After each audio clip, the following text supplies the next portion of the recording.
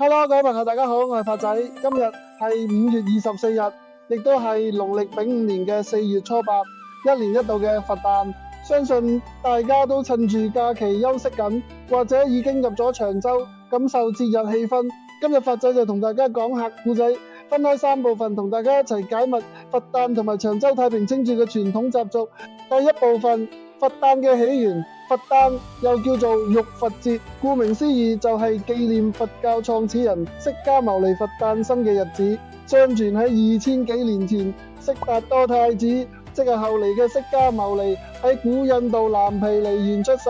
傳說佢一出世就識行7步，每行1步，地下就會生出1朵蓮花，而且天上仲有9條龍吐出清泉為佢沐浴。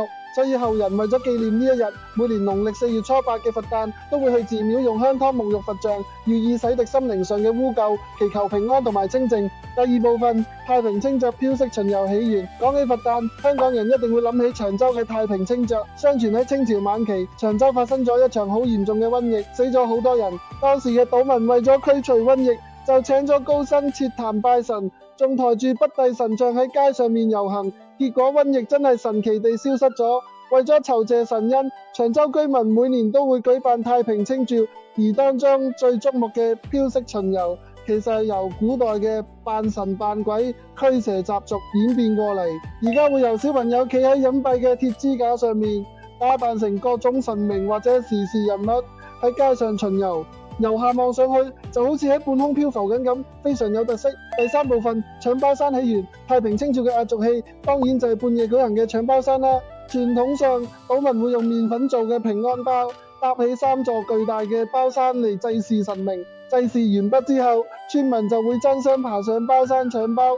佢哋相信搶到嘅包係受過神明祝福嘅，食咗可以保一家平安、無病無痛。而且爬得越高，搶得越多，福氣就越大。雖然以前曾經因為包山倒塌而停辦過，但後來經過重新設計同加入安全措施，而家嘅搶包山已經成為一項非常刺激又安全嘅傳統體育競技啦。好啦，今日嘅節日小百科就講到呢度。